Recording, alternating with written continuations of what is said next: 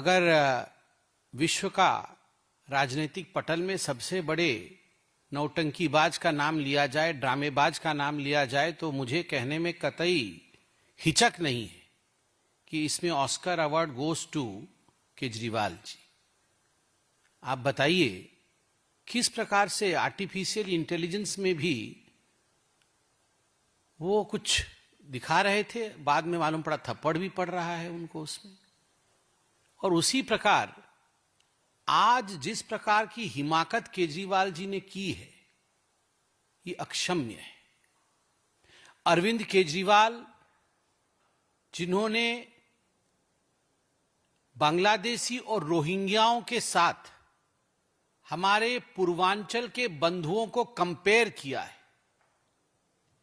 17 दिसंबर को पार्लियामेंट के अंदर, जब पार्लियामेंट चल रहा था, उस समय भारतीय जनता पार्टी के यशस्वी राष्ट्राध्यक्ष एवं राज्यसभा में हमारे नेता हेल्थ मिनिस्टर आदरणीय जेपी नड्डा जी ने बहस के दौरान एक प्रक्रिया के विषय में चिंता की और चर्चा की कि किस प्रकार भारत के संविधान में वोट जोड़ने का और वोट काटने का ये प्रावधान है।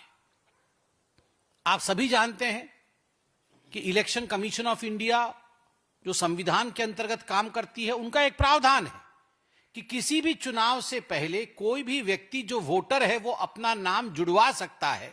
अगर 18 वर्ष की आयु से ऊपर का है, उसके पास एड्रेस इत्यादि और जो भी फॉर्मेलिटीज है वो पूरी करके वो वोटर लिस्ट में जुड़ सकता है। ठीक उसी प्रकार यदि किसी की मृत्यु हो जाती है, कोई कहीं और से आया है, उसके पास परमानेंट रेसिडेंस नहीं है, या जो उचित कागजात होने चाहिए वो नहीं है, या डबल जगह वोटिंग है उसकी, तो उसके प्रक्रिया के अंतर्गत उसके नाम को काटा जा सकता है, उसको डिलीट किया जा सकता है। जब इस विषय में चर्चा चल रही थी तो संजय सिंह जी, जो बहुत जोर जोर से चिल्ला करके झूठ बोलते हैं, केजरीवाल जी बहुत धीरे धीरे ड्रामे के तरीके से झूठ बोलते हैं, और संजय सिंह जी वही झूठ बहुत जोर जोर से चिल्ला के बोलते हैं। बहुत जोर जोर से चिल्ला करके संजय सिंह जी पूछ रहे थे, आपने कैसे वोट काट दिया, आपने राम सिंह का कैसे वोट काट दिया, राम का वोट कैसे काट दिया, ये तो हमारे पूर्वांचल के भाई हैं।